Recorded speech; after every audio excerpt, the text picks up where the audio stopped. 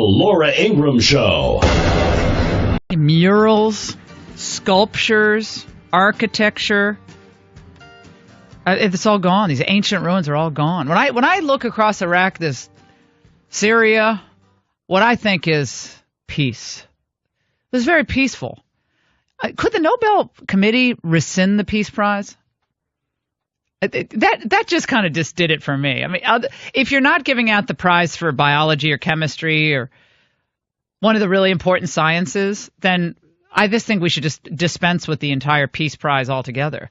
Giving it to Obama was just another reason to say, well, why bother showing up at all? But Bob Dylan's not going.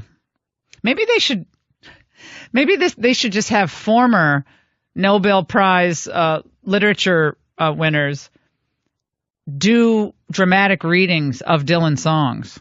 That would be fabulous. Oh, I'd love that. We could just get up and do Subterranean Homesick Blues. Could do some stuff from Blonde on Blonde. That would be very meaningful. I still remember that interview he did on 60 Minutes when his autobiography came out. Oh, it was fascinating. If you haven't read his autobiography, you have to get it. No matter what you think of Dylan's music, it is a fascinating read. You'll love it. And he never gives interviews. I think we spent maybe on my show, 2 days dissecting what he said because it was both hilarious and revealing. He didn't want people to think he never signed on to be the anti-war crooner. That was not what his goal was. Even though he was co-opted as the blowing in the wind guy who is going to be the anti-Vietnam singer-songwriter, but that's not really what his goal was. His goal was to make great music and to write songs that spoke to his thinking at the time and his emotions, and it was real poetry for him. He didn't like being a symbol for a generation. He never wanted that, and he really rejected that label. And he talked about his gospel period and his country period and some of the more poppy stuff he did and the great recordings he did later in life as well. And he's an enigma, always has been, and showing up to get the award, I mean, that would just be what the regular people do. All right, enough of that. We have a lot to get to on the Laura Ingraham Show. 855-40-LAURA. Everyone's all upset about the transition, the rocky transition, the intrigue at Trump Tower. And I keep saying you just don't have enough to report. They just don't have enough to talk about. So this is all they can talk about. Oh, and then I love the chart on Fox News that we talked about last night on Special Report and today on Fox and Friends. I was on the Today Show. I don't know if you saw it, but I will make sure Drew puts that up on our website and also Facebook momentarily. But there's a great chart I've got to find. It's in my pile. Hold on. I'm going to find it down here. Of course, now I don't know where it is. It's in my messy – Drew, see if it's in my computer case there, the chart of all the former presidents' transitions. Yeah, is that it? Yep. I have this Ziploc bag for my computer, and I just stuff random things in it. I find things in that zip case for my computer that I lost 5 and 6 months ago. It has a way of going down into the crease of this bag, and lo and behold, there's that earring I lost. It's in that. Okay, so the chart of presidential cabinet selections puts everything in perspective. Richard Nixon, going back to 1968, he selected and announced all of his cabinet positions, in the first week, second week? Oh, wait, the 6th week after he was elected. So he announced them all in one fell swoop, which I think is a good idea, actually. I'd announce them all at one time. Carter had only one selected by, the first 10 days? Oh, wait, no, the 5th week. Reagan had 8 selected in 1980, 8 cabinet posts he announced 6 weeks into it. Now, this hasn't even been 2 weeks. It's only been 10 days, right? I don't even know what day it is at this point. Bush 41 in 1988 he was a real speed demon because he had 2 selected in week 1 and 2 selected in week 2 and announced. But he had been vice president of the United States for 8 years, and presumably he already had a pretty good sense of what person worked best in what position, and these were all friends of his. He was already in government. He was a CIA director, ambassador to China, and vice president for 8 years. Okay, then we skip down. Obama, again, Obama, the media loves Obama, 57% approval rating. He still gets. I can't imagine why he has a 57% approval rating. That eludes me, the reason why he does. But nevertheless, he's still very personally popular. He had a grand total of 1 cabinet announcement by week 3. And then week 4, a month later, he had 4 more to announce. So, do you see what I'm getting at here? It seems our friends in the media they just have to, again, take a breath, let it out, just breathe, do the breathing exercises with that. Who is that, Master Wang? Can you get Master Wang back? He always puts me in a good mood. Play a different one, James, than the one we played the other day. Master Wang has now predicted like 101 national elections worldwide correctly, including ones that nobody thought candidates would win. He's been over the top successful in prognosticating, and this is not his field of study. He's just a Buddhist, thinker. He was a master thinker. Yeah, it's all energy. It's all energy for him. He does a lot of feng shui and just feeling the energy fields. So maybe we should ask him. Actually, let's try to call him up and find him. Let's try to find out from him when the cabinet announcements will happen. If he could predict Trump winning, I bet he could predict, for instance, when the HUD secretary will be announced. The Housing and Urban Development. I don't even know who the HUD secretary is now. Do you? But I find his approach to political discussion to be very soothing. From my profession, to look at the feng shui energy, healing energy of those 2 candidates, is proven the opposite. Hillary will lose this election. Okay. So Hillary didn't have a lot of feng shui positivity from Master. Is it Master Wang? Am I getting that right? Or Feng? It's actually Feng. Feng. F-E-N-G, not yes, Fang. Right. Okay, F-E-N. Wang. That sounds terrible. Give me a break. I haven't been sleeping a lot. Okay, so Master Wang. Hillary did, by the way, speak out yesterday. We might dip into that later on. It's not easy coming out after you've lost. It's hard. I'm not dancing all over Hillary's grave. Other people will do that. They can have fun with that. I mean, believe me, she'd be dancing all over Trump's grave if her people would be if she won. Don't get me wrong. I understand that. I was on the Today Show today, and I was pressed on whether Trump should go after Hillary Clinton with a special prosecutor. And I'm obviously, everyone knows, I'm not thinking of working in the Justice Department. I'm not thinking of working in the Justice Department. That's not something I'm contemplating. But what about this? Do you think that Donald Trump should appoint a special prosecutor to look into Hillary Clinton, as he mentioned, and some of his supporters really wanted him to do? I mean, I'm not thinking I'm going to be in the Justice Department right now. I don't have a view on that. I think there are a lot of people who just want to turn the page and move past this very rancorous time in American politics. If I were on the outside commenting on it, I'd probably say let's just move forward and get beyond that. I don't think most Americans want to spend months and months and months going through, what the Clintons did or didn't do at the foundation or with a private server. That's my own sense. I'm not speaking for the administration, but I think a lot of people want to turn the page and they want a fresh start. I bet there are a lot of people who are unhappy that I said that, but I'm saying it as an American. Donald Trump has a lot on his plate. This mass invasion of humanity at our southern border has got to be dealt with immediately as a national security matter, as a matter of criminal justice. as a matter of health and well-being of both the illegal immigrants crossing the border and the American people. It's a financial crush on local communities and our federal government and our court system, our immigration court system. That's just one of the problems he has to deal with.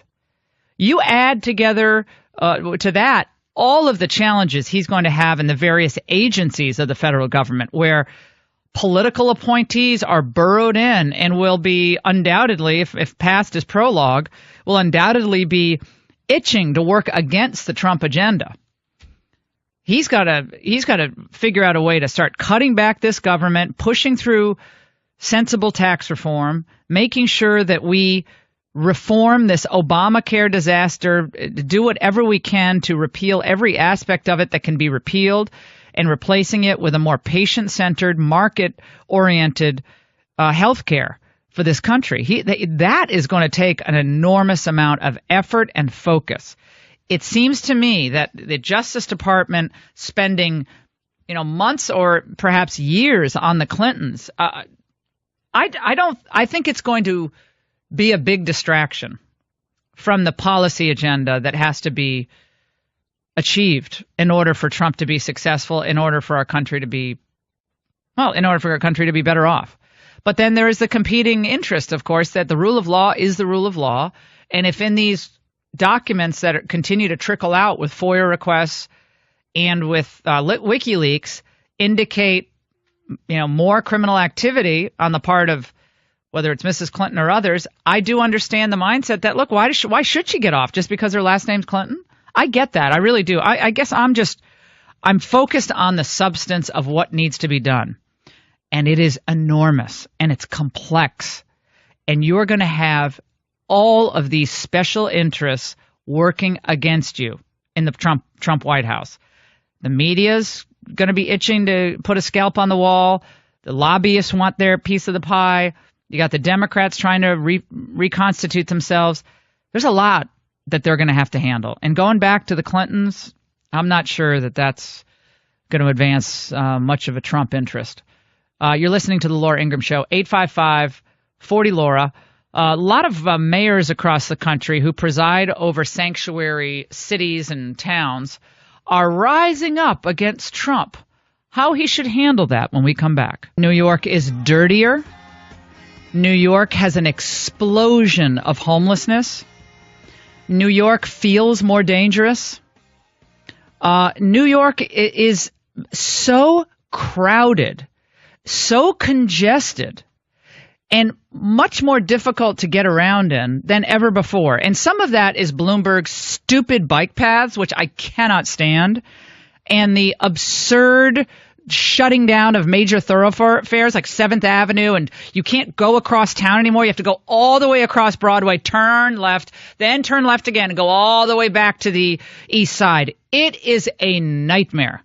The construction everywhere. But de Blasio has made New York less appealing, in my view, to people who, frankly, like me, used to live there and enjoy being there. James, you're a New Yorker, and you know New York. And it's gross what's happened in New York. And it's because he wants to sit on his moral high horse and proclaim that all the illegal immigrants are welcome.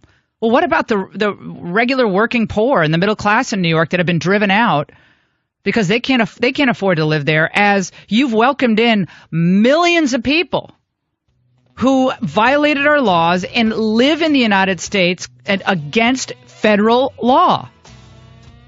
That should mean something. But Trump is going to have to deal with all these mayors. This is not going to be easy.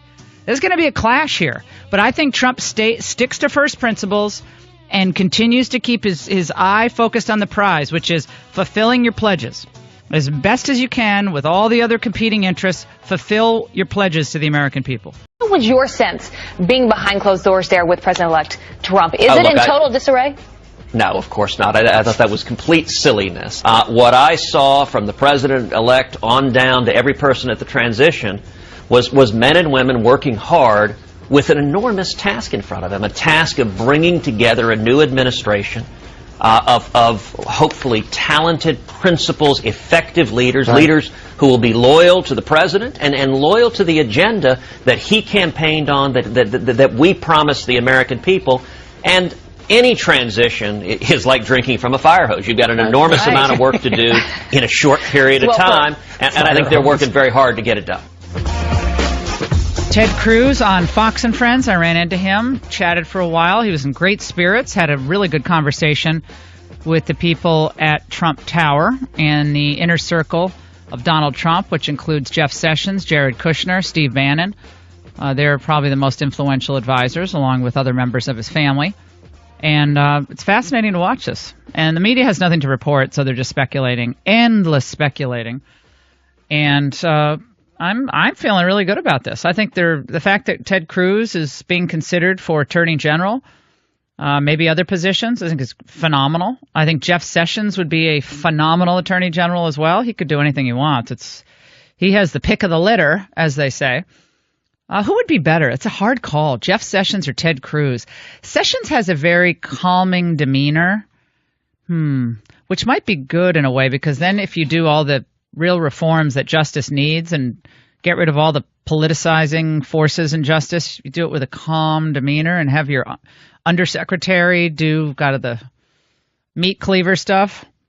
On the other hand, Ted Cruz is just whip smart, knows the Justice Department, knows the challenges that lie ahead of him, and could probably marshal just an amazing team as well of people. It's a hard call. They'll both be great. I think it is an abundance of riches. A lot of people have been out of power for a long time, and a lot of young lawyers who are just itching to get back into government. And it's for me, it's very fun to watch. You know what else is fun to watch? What's happening with the economy. Stock market obviously has jumped quite a bit in the now 10 days since the Trump election. The bond market's moving in an interesting way as well. Interesting piece on dividend stocks versus bonds right now. And the dollar is strengthening. King dollar, as they call it. That has the effect, however, of making American exports more expensive.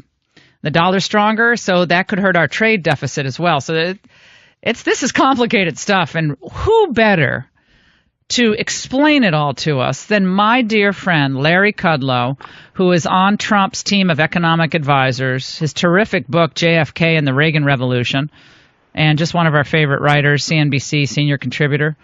And he joins us now. Larry, how are you? Good to talk to you.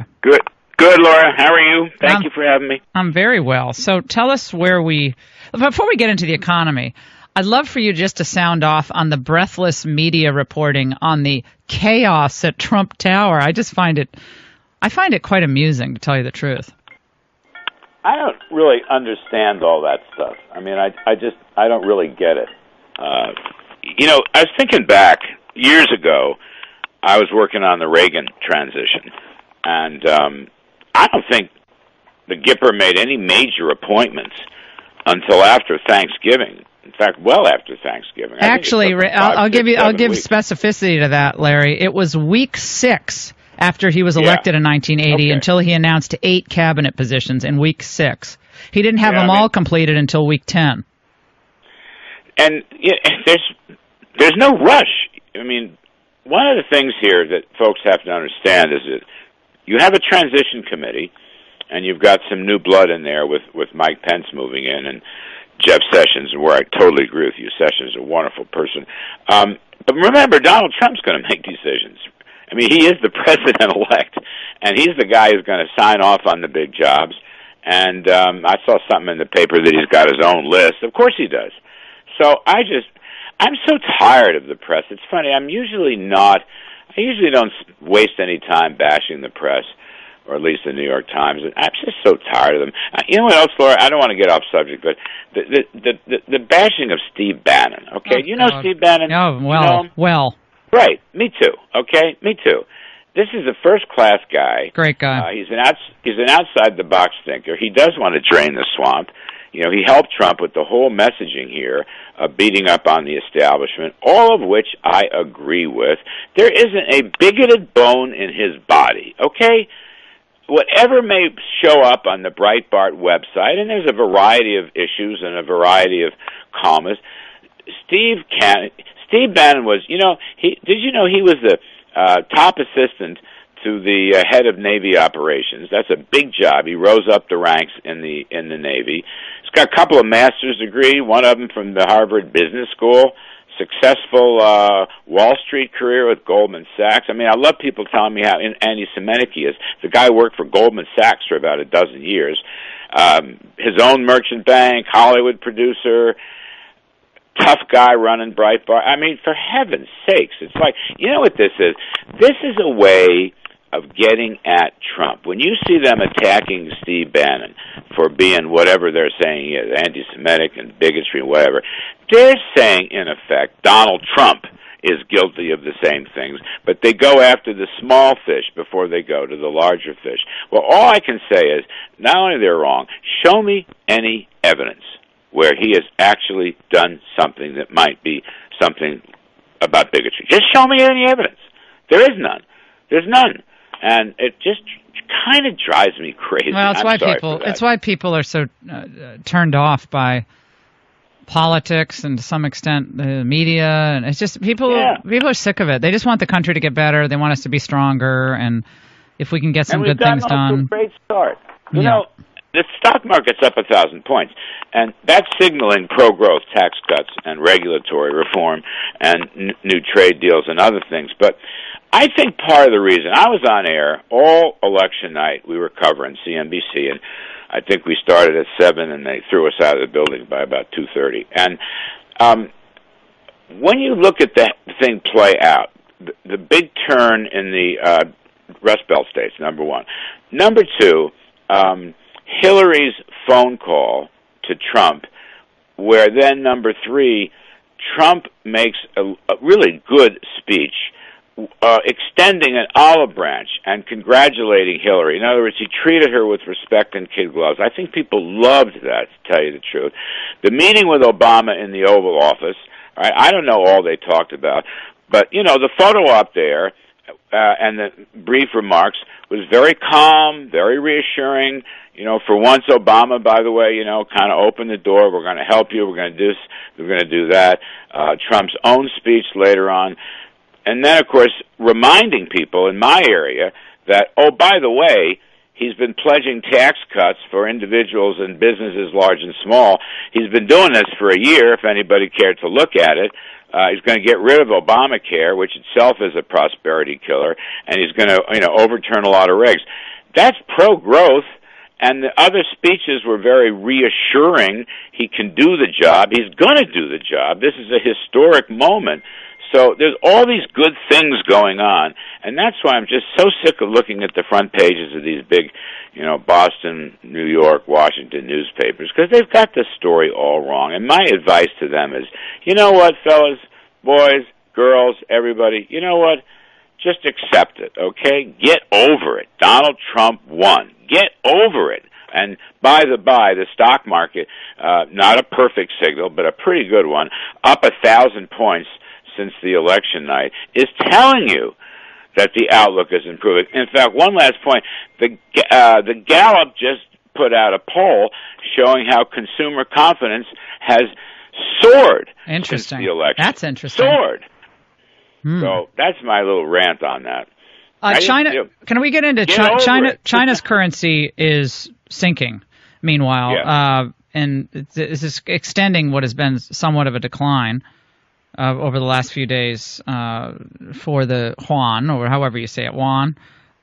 So what does this say to us about Trump's presence on the trade issue, on the currency manipulation pledge that he would push to have them labeled as a currency manipulator?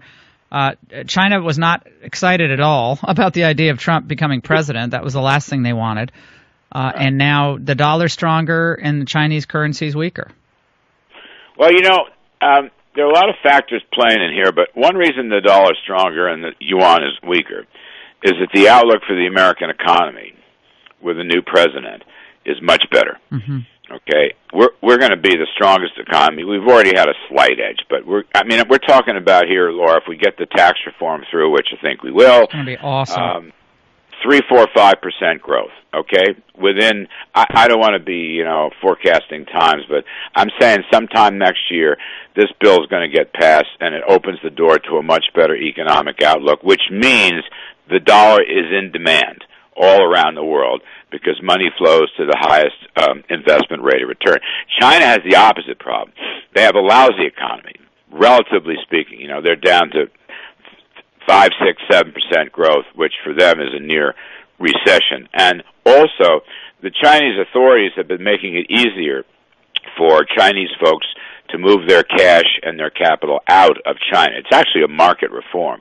So, lousy return and easier access to world markets is really bringing the yuan down. I don't think this is a Chinese government policy. I just think these are economic fundamentals. We'll see how it plays out, but at the moment, I wouldn't fret. I mean, a strong dollar just means the American economy is going to be great.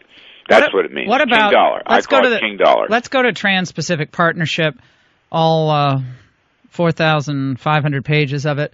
President-elect Trump has made this a centerpiece of his campaign, and of course, it's like Freddy Krueger. It keeps coming back because of the hundreds of billions of dollars of interest in pushing this through in the United States and the Asian countries that desperately want to make it easier for American companies to move into places like Korea and Japan. Australia, elsewhere. What would you advise Trump on the Trans-Pacific Partnership now? How to untangle us from that morass? Yeah, I mean, I would have a group going through it line by line, because I don't know the whole however many 1,400 pages or no 4,000 or 5,000. Actually, sorry, give me the exact page number, Drew. It's 5,000. It's filled with like things like Chapter 10. If you just read Chapter 10, you realize why these other countries want it so badly. Because it's good for them. Because they can move full workforces into the United States to start and buy U.S. companies. To start companies in the United States, they can bring a 5,000-man workforce into our country, and we can't do anything to stop it. Well, look, I am basically a free trader. But on this point, my opposition to that treaty is that, so far as I know, the treaty will be governed, Laura, by a whole series of international boards. Right. And we give up our independence and our sovereignty in that treaty. Right. See, that's what really bothers me about that treaty. Now, that's not about China. It's about the rest of the area. Now, the good idea here is that we're working with India, we're working with Australia, we're working with Japan to have a buffer zone against China. The bad idea is that things in that treaty might well be inimical to American interests, and particularly the interests of middle-income wage earners right. who have had a rough time of it. How about American independence? I mean, do we really want to continue to cede authority, our lawmaking authority, which will be overridden by some of these provisions, our intellectual property and other provisions, to an international body? I mean, we've done this before. And as far as China goes, Larry, here's my prediction. If Donald Trump made a decision to go forward with any version of the Trans-Pacific Partnership, China will become a member of the TPP. There is just like it became a member of the WTO, it will become a member of the TPP. That is, I would stake a huge amount of money on that. Well, you may be right. I don't know. I hadn't really thought of that angle, but all I'll say is our point about the international boards, that is unacceptable. That is every dispute should be resolved by the United States and the U.S. Congress and the U.S. President. We cannot cede that authority. That's troubled all these gigantic international treaties. By the way, as you know better than I do, that's the trouble with international legal stuff. Oh my God, we're not the decision maker anymore. No, well, and we have to be. The question, and I think that's been Trump's message. Right. And I think, Larry, defend America here. Right. The one at the cornerstone of what Trump said to America and what was so successful is that we have to be focusing on American interests first. And if we do trade deals, it has to be good for the American worker and the American family. And we should That's not. What I want. Yeah, don't offshore our authority to international bodies. We've already done that, and we've seen the result. We cannot do that. We cannot do that. You're exactly right. Trump is exactly right on this. Larry, we really love having you on. Thank you so much for joining us, as always. Larry Kudlow, top economic advisor to Donald Trump. Stay with us. I love how all these I love how all these Asian countries are just begging Trump to do the Trans-Pacific Partnership. That in and of itself is a reason not to do it. Well, because it's going to be great for their economies. Why would they be so hot to do this Trans-Pacific Partnership if it were going to be so great for us? It's great for them. Well, they're just panicked about that TPP. Trump has got to ditch that TPP. That thing is a nightmare of 5,500 pages. Oh, but it reduces all these tariffs. Oh, right. If you're willing to send U.S. sovereignty over to be decided by an international tribunal, yeah, it works well if you think that's worked out well for us in the past. But these Pacific Rim countries that are itching to get this TPP passed want to be able to bring entire workforces into the United States to do their work for them. When they buy U.S. companies, when they start companies, they want to be able to bring their own workforces in and move capital around the world in a way that benefits them the most. I get that. But let me just say this. Any bill that is thousands of pages of long is going to be a disaster. Any trade deal that's long is going to be a disaster. We saw the stimulus bill was up over 1,000 pages or so. That was terrible. The Obamacare, thousands and thousands of pages. That was terrible. That's just a good rule. If it's thousands of pages long, it's always going to be bad. Because there are all these little special interests get their little provisions snuck in, and no one bothers to read the whole thing. And Trump should just say, no, we're not doing it this way anymore. Clapper's out at DNI. He's gone. So James Clapper's out. And, well, was he what? So it turns out that James Clapper, I guess he just announced that he was leaving as the director of national intelligence. So he just left. Well, he's announced he's leaving, and he says it feels good. Good. Don't let the doorknob hit you, Clapper. We have an interesting conversation going on about the Department of Justice. Ted Cruz was in Trump Tower yesterday having conversations with the team. I ran into him at Fox, and I have no inside information at all, but it was reported that he was talking to them about being Attorney General. Now, I've also heard that Jeff Sessions is perhaps interested in being Attorney General. That's a hard choice. This is like, I don't know that would be hard for me. If I had to choose, I like both of them. That'd be a fun conversation starter. Which individual would be better as Attorney General and why, in your estimation? What you have to understand about the Department of Justice is that it is a huge bureaucracy. There's the civil division, there's the appellate division, there's the antitrust division, there's the criminal division. It is just filled with political appointees, many of whom will really hate the Trump agenda. And it's going to take a very smart manager of people and a very smart, I think it's going to take a smart and deft hand to be able to cut through a lot of that and to roll it back and to tame it, taming the bureaucracy. A lot of people came in with the idea of taming the bureaucracy during the Reagan years, and they didn't succeed because it is so entrenched. Who would be better at that? I could make the argument for either one. But do you want to lose Ted Cruz in the Senate? Well, he'd be replaced by another conservative in Texas for sure. That's a tough one. Cruz or Sessions as AG? 855-40-LAURA. We got a lot of people on the line, too. You want to chime in about whether Hillary should be subjected to a special prosecutor in the Trump administration. A lot of people are mad at me because I went on the Today Show and I said, look, I'm not advising the Trump administration on anything. But on this, again, you have so many challenges ahead of you. Do you want to go back and have this be the focus of the media for months and months and months, or potentially years of your administration? I mean, you could make the argument that it's law and order and it doesn't matter if it's the Clintons or anyone else, that it needs to be fully examined and special prosecutor is the only one to do that. But it will suck a lot of the energy out of the room and out of the discussion. And would that be helpful to achieving the overall agenda? I'm not sure about that. I think it would be probably pretty tough to get focused on much else, and the Justice Department if Hillary's at the center of a prosecution or investigation. Let's go to Chaz in Georgia. I don't think I've ever met a Chaz. What is Chaz? Is that your whole name? Is that like Cher, Chaz, or is it a short for another name? Is it Charles? Chaz, are you there? Not there. Do we have a way of telling whether people are there or not before I actually go to them? That would be. Let's go to Angelo. Angelo, are you there? In Nebraska on line 2. Hi, Laura. I'm glad you're there. Otherwise, I would have taken it personally. Go ahead. How are you?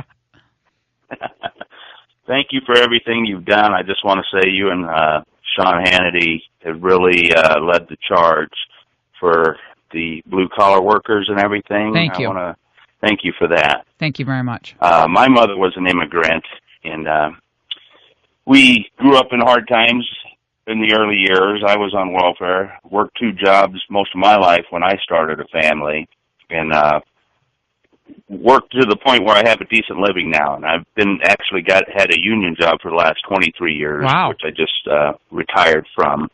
And I've always voted with the conservative values because it never seemed like the Democrats had those family values and conservative values. But one of the main things I think myself and most blue-collar people want, and all these people that actually came out and voted that haven't been voting for a while, is that we want justice for all. And one of the things was to hold Hillary accountable. You can't exactly hold illegal aliens accountable and then turn around and let Hillary off the hook, being that she's done something far worse to destroy our country and break the laws that she has done. I think with that Trey Gowdy and that Chavez, I would let them continue to investigate her and Chaffetz, sorry. But like you said, our bureaucracy is so large, I think you can use some of it to continue that investigation. I think they had enough charges against her already that put her in jail for whatever, but at least hold her accountable to show the blue-collar workers and these working people in this country that it is justice for all. Mm-hmm. I understand that argument. I really do, and it's a powerful argument, and you make it very well. I guess I'm looking at it from a different perspective, which is not necessarily, I'm not saying it's right or wrong, but I'm looking at it from the perspective of the difficulty that Trump will have to enact the agenda that he has. And you're right. But part of what he said was, I'll keep pursuing this. Basically that, she should be in jail. I mean, he basically said that. But that's campaign talk too. I mean, campaign talk is sometimes different than the reality of governing. Once you get in there, you see how hard it is. It's not just flying around on Air Force One and having a good time and inviting people for parties at the White House. This is hard stuff. And my question that I'm raising is, does a focus on the Clintons distract from the hard work of governing and the overall agenda that he has, which is shut down the border, repeal and replace Obamacare, enact real meaningful tax reform, and start doing smart trade, not just open-ended trade that are governed by these international bodies with thousands of pages of mind-numbing, verbiage. So that's my point. But I see your point as well. It's like you know what it's like, Angelo? It's like Sessions or Cruz as Attorney General. I could argue both sides. So, but I do see your point. Hillary, she looked pretty tired yesterday. That was a difficult moment for her to come out. I mean, I'm trying to be a little charitable here, but people don't seem to want me to be charitable at all. They seem to want me just to smash everybody over the head all the time. But that's not always. You have to have a scalpel, not a meat cleaver, all the time. Angelo, does that make sense to you at all? What I'm saying? I see where you're coming from because you're closer to politics, but I'm trying to explain to what the normal man regular person thinks. We want him to do what he said. Yeah, what he said he was going to do. Yeah. We want to hold him accountable and don't let us down, because then you're just going to justify be like everybody else. All these years of the Republicans and the Democrats doing the same thing over and over. That's why nobody votes. Yeah. Do what he says he was going to do. Put Trey Gowdy in there as Attorney General and just turn him loose. Let him do the right thing. Angelo just wants this. Angelo, you are not going to be happy unless Hillary's in an orange jumpsuit. Let's just face it. I mean, you're just not going to be. You're going to be like, come on. Well, then we could do a reality show. Well, to see reality TV, there's all sorts of possibilities. No, is that orange is the new black show? That thing is disgusting. Angelo, I appreciate it. You sound like a great person. Thank you so much for calling in. Let's go to Spencer in Texas on line 1. Spencer, I love that name. Laura, hi. Great honor. Thank you for all that you did to make this happen. You're welcome. Thank you. My question is a hypothetical. If you do get in as press secretary, and if you do want it, we watched for 8 years as George W. Bush was a punching bag for the abusive mainstream media, and he did nothing. He curled up in a fetal position and took everything. Will you advocate fighting back against these tyrants if you're in the administration? You've been listening to my show for how long? 10 years at least. What do you think? Well, I think you will, but I want to hear it. I want to believe it, okay? I'm like your previous caller. It's like Charlie Brown so much. Yeah, I get it. Okay? Well, it's hard to say. It's hard to say how things will go until you're in there. I think you have to be. You can't be all hammer. It can't be Ingraham all the time, because that's what my kids call me. Ingraham. They say Jimmy Jammer. My dog is Jimmy Jammer Ingraham. That's what they call him. So we say Ingraham. Anyway, that's really stupid. But so you can't be just a hammer all the time. That's my point. Sometimes you get a lot further with, a little bit of grace and a little bit of calm and brains. And so I understand everyone wants scalps on the wall. I get that. But I think what we saw over the past year is there are a lot more Americans who are wary of press bias and aware of corruption in all bigness, big business, big media, big corporations, big entertainment, and I think people are pretty darn smart, and the media has a lot to answer for.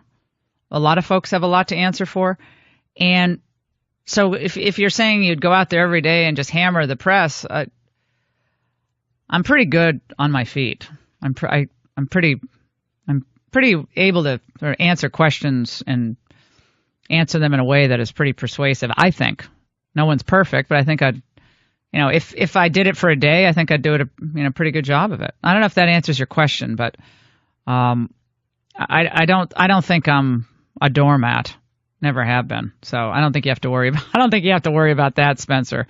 But I understand why you're wary of politics. There's a good reason to be. Look, I've been doing this job for 15 years. I've been exposing political malfeasance and corruption among the elites and the media for how long? 15 years. So I'm right there with you. We got to take a break. 855-40-LAURA. We'll continue to take your calls. Also, labor force participation rate. Interesting new numbers on that, and a lot more coming up.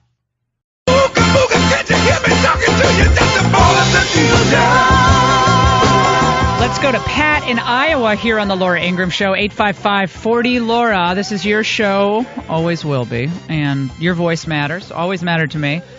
Let's go to Pat. Go ahead, my friend.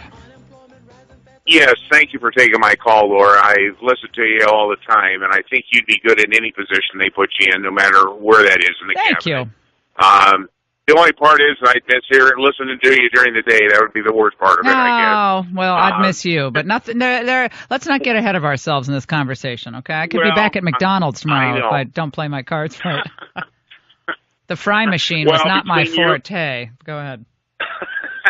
Well, between you and Sean Hannity and Lou Dobbs and certain groups that I've watched, you guys really helped the whole Trump situation. And I tell you, without you guys, it wouldn't have happened. But you guys did a marvelous job. Thank you. My comment is that, and I totally agree with the last two gentlemen that called about wanting something done on Hillary's situation. But I guess my thing is that he's got such a mandate. He's got such an agenda ahead of him with so many things that he has committed to that he wants to do. And I just think that if he goes about his way and does those and starts making things happen in this country, I think a lot of people are going to look at that. And you're always going to have your people that are not going to like him. But I think there's a lot of people on the fence on the Democratic side that were kind of in between, not sure what was going to happen. And I think if he starts doing those items one by one and checking them off and making it happen, that they're going to look at him and say, hey, this guy's doing what he said he was going to do. He's following through, and all of a sudden there's going to be a lot more people in support of what he's doing. Bingo. I don't mean to interrupt you, Pat, but success brings more followers and more supporters. Great point. There's a big merger that's been announced that may go through AT&T, Time Warner. You could be Attorney General. It could come up on your ledger as in the antitrust department. Something like are these big mergers going to be opposed by the Trump administration? Well, first of all, I won't be Attorney General. You won't be Attorney General. So good. I won't have to decide that one. Okay. Thank God. I made that clear. So I can escape that one. I should ask Jeff Sessions that question, should I? Wouldn't be a bad idea, but I don't know who's going to be Attorney General. I'm eager to work with the new president in whatever capacity I can have the greatest impact defending the principles that I was elected to defend, defending the principles of freedom, defending the Constitution. We got to deliver. I mean, it is time to put up or shut up. Ted Cruz was on Fox and Friends. Rudy talking about positions that he would like. There's some controversy about Rudy because of his gig consulting for various entities, foreign and domestic. But Ted Cruz as Attorney General is an interesting idea. But Jeff Sessions is fantastic. I mean, it's like both people are great in different ways and both incredibly smart. In just a moment, we're going to talk to Congressman Sean Duffy, who's one of the great and bright stars of the Republican Party from the state of Wisconsin. John in Florida, though, I have to get to you first on this, and then we'll get right to Congressman Duffy. John, go ahead. Hey, Ms. Laura. I was a big Cruz supporter, and but like you, when he decided not to keep his pledge, it kind of put a sour taste in my mouth. But if he was to take the Attorney General, I would probably. I don't know enough about Sessions, how tough he is. I know Cruz is tough, give me no nonsense person. Doesn't really care if the people like him or not, which I think may be an asset in the Attorney General's job. But could it possibly be a career killer for him if he decides to run in 2020?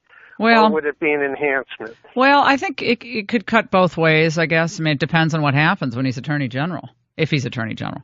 Depends on how things go. If it's mired in controversy and tumults, then maybe it hurts him, but not necessarily. I mean, but if he's Donald Trump's Attorney General, is he going to run against Trump if Trump runs for re-election? Are we already talking about 2020? I can't believe 2020 just came out of my mouth. Oh my God. So John, I don't really have a great answer on this, except I think right now the country needs all hands on deck because there's so much work to be done. And I think it's great that he said, I'll serve in whatever way I can be most powerful if asked. It's pretty impressive. I mean, there was a rancorous campaign and a lot of personal insults flying. And Ted Cruz seems to be putting his country first, and I love that. I love that about him. So I think he's going to be fine either way. I appreciate that call. Congressman Sean Duffy represents Wisconsin's 7th Congressional District. He just came out of a meeting with Mike Pence, Vice President-elect, met with the Republican Conference, and Congressman Duffy joins us now. Congressman, great to have you on. How are you? It is great to be on, Laura. I'm doing well. I liked seeing you and Rachel, your wife, in that diner at Fox and Friends. Was that Election Day? You had one of your 8 kids. Is it 8, 7? I've lost track. How many kids do you have now? I lost count too. We have 8 kids. 8. Okay, so you had your baby in your lap, and that was a riot. I was watching it just to see what the baby would do next. we're showing ourselves, I guess, trying to manage 8 kids. Yeah, bring your child to work day. Our youngest is exactly. Our youngest is a few months old. Well, tell us about the meeting with Pence. Share with us his mood, the approach of the conference. Excited? Are they wary? Tell us. Yeah. So first off, when we're talking about the AG, I'm wondering if Laura Ingraham is being considered as well, because you'd be a great choice, Laura. Thank you. You would crush it there. Thank you. But as you talked about on your show, there's been different fractions, different visions that have come out of the House Republican Conference. There's been some differences with the Senate. It's amazing how victory will unify the Republican Party to stand together to do big things that are going to help American families. And you feel that in all the meetings that we've had, and that was what happened today in our conference before Mike Pence came in. And one of the big issues is, as you know, the Congressional Review Act that we were talking about before Mike came in, and I'll get to Mike in a second. But Obama has 142 regulations that we can go back 60 legislative days, and we can vote on those when Donald Trump is in office. They're privileged in the Senate, which means we can get them through the House. You just need a majority in the Senate, and Donald Trump will sign them. So the Department of Labor overtime rule, the ozone rule, the ban on Arctic drilling, we can undo all of those rules that Barack Obama has implemented 60 legislative days before Donald Trump comes into office. And just to note, that means we have to get out of Congress very quickly, because every day that we're in session means a day that we can't go back and repeal a rule. There's that, but also we anticipate another 180 more rules that will cost the economy $7 billion that are going to come between now and the end of Obama's presidency. So how we play the calendar and the Congressional Review Act is going to be really, really important on the regulatory side. But Mike Pence came in, and I mean, he was met with love and affection and excitement. He talked about Donald Trump and what a fighter he is and what a winner he is and how he's a man of action. And how, as we go through these next several months, that first 100-day plan when Trump and Pence are in office, and then the 200-day plan. But how we execute that, and who do we have in mind? And he did a really great job of saying, we traveled all over America, and we saw the hearts and the minds of so many middle Americans who have been left behind. And as we do this work, we have to keep in our hearts those faces. And those people who elected Donald Trump to make America great again, and everything we do has to be focused on making those their people. lives better, their pocket. Right. Yes. And I thought it was a resounding 30,000-foot mission for all of us to focus on these people who have been left behind in the American economy. And I think their hearts are in the right place in the Trump administration. Now, you were a bit unhappy the other day with Trump tweeting about the New York Times, and you expressed some concern about that. What would you advise him to do on outreach in various media outlets that are new media that have been? It's been pretty successful for him in the campaign, although it also got him into some trouble. What would you suggest? Some of your comments can be taken out of context. I just said, staying up late at night, and throwing out texts, popping people can be unpresidential. But I also said the power of Donald Trump tweeting to drive his message over the media directly to the American people. He should get or more to push sleep. back on the media. Mm-hmm. Yeah, well, I don't think he sleeps much. I heard 4 or 5 hours a night at best. Mm-hmm. But he can go around the media, but he can also push back on misinformation that the media is driving. The fact that the media is now fomenting at the mouth that the transition team isn't going well and it's in disarray. And we're 9 days after the election, and things, from what I'm hearing on the inside, and Mr. Pence said this today, it's going well. Now, he said, I feel like I'm jumping on a speeding train. Mm-hmm. No doubt about that, but it's going smooth. It's going well. We're getting the right people in the right positions. And so when Donald Trump pushes back on the New York Times, I think it's really effective to drive the right story out of the transition team. But I do think you have to be presidential with it as well. Mm-hmm. A citizen can use Twitter one way, a presidential campaign can use it another way, but a president, I think, has to put guardrails on the use of Twitter. Yeah, you know what I think is great about Twitter is that you could put out you could put out quick corrections and clarifications if necessary, and really positive stuff. And that's where Twitter could be really great, and say, look, I know people are worried about this, but this is what we're doing. Or I can't wait to be in Detroit with African American ministers to talk about religious liberty today. Or, it could be very powerful because you can reach millions and millions of people, and he used it and marshaled the forces of the new media really, really well. He did it well. And so well that he was able to drive the news cycle just off of Twitter. And I don't think he wants to cash that in, but I do think he has to be really responsible with how he uses it. I don't think he should eradicate his Twitter account. But that's not necessarily how the media reported my comments. Let's talk about priorities. That happens. Police. I get it. Let's talk about what the priorities in Congress will be and how those will mesh with the priorities of this new incoming administration. What is the number one legislative priority for Congress? Well, I don't know that we've said this one is number one and this one's number 5, but tax reform is going to be key, and Mr. Pence mentioned that today. Mm-hmm. Fixing Obamacare. Ron Johnson in Wisconsin was elected because Russ Feingold was that final vote that passed Obamacare, and our premiums are going up so much that our families can't afford it. We have to fix health care for the American That's complicated, families. Is it not? It is. Your listeners have to know this is very complicated. And to get this right, to help people, is going to take us a little bit of time. But we're going to do it. We're going to get it right, and we're going to help people afford health care again. We have to repeal, as we talked about at the start of this segment, repeal a lot of the rules and regulations that have had the boot of government on the neck of American businesses. We got to lift it off. And you even see with the stock market, people see some relief on the way so they can run their businesses instead of trying to navigate government, which means they'll be more profitable, they'll hire more people, they'll be able to increase wages, all the things that the American economy needs that hasn't happened with Barack Obama in the presidency. The regulations on small business in this country, oh my God, they are just disastrous. I mean, you add the state regulations in a state like California. I don't know how a small business even starts and survives there at all. I mean, I've heard the most incredible stories from small business owners in Northern California who've told me their tales of woe, and phenomenal people, phenomenal business sense, but they're like, we just can't do this anymore.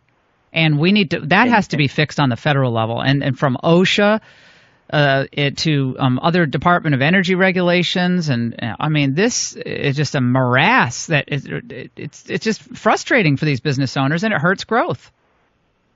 It hurts growth. You're right, and it affects small businesses more so than small businesses. And as you know, there's a partnership oftentimes between big government and big business, because big business can navigate rules and regulation and keep out the competition, which is the Democrat model, and why so many big businesses support the Democrat Party. And Laura, from the small businesses or medium-sized businesses in Wisconsin, where I'm from, they'll tell me, listen, I'll actually pay my taxes. Don't move the rates on me. Don't work on that first. Work on regulation first. Regulations are killing us, and it's costing us so much money. I prefer regulatory relief than tax relief. So that's the message that I get from my guys. But also, Laura, we have a mandate to secure the border. Donald Trump has to secure the border. It's a free-for-all right now. Oh my God! Whether it is an Israeli-style wall, whether parts of it are fence, whether other parts are technology, we have to secure the border. And Donald Trump has a mandate to do that. We have to find the resources for it, so we're going to pay for it. But build the walls. What about Mexico?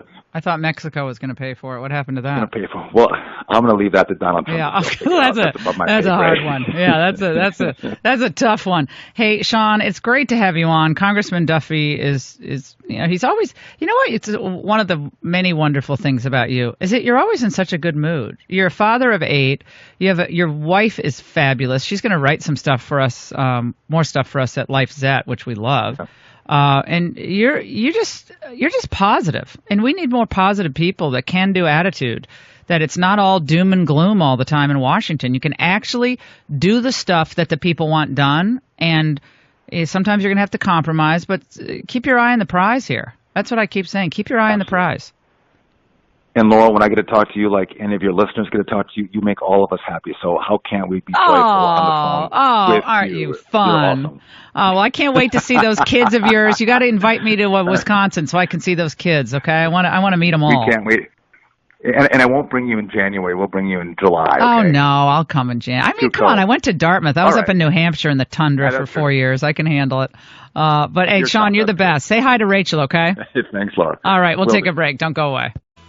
Let's go to Boris in Germany on line 6.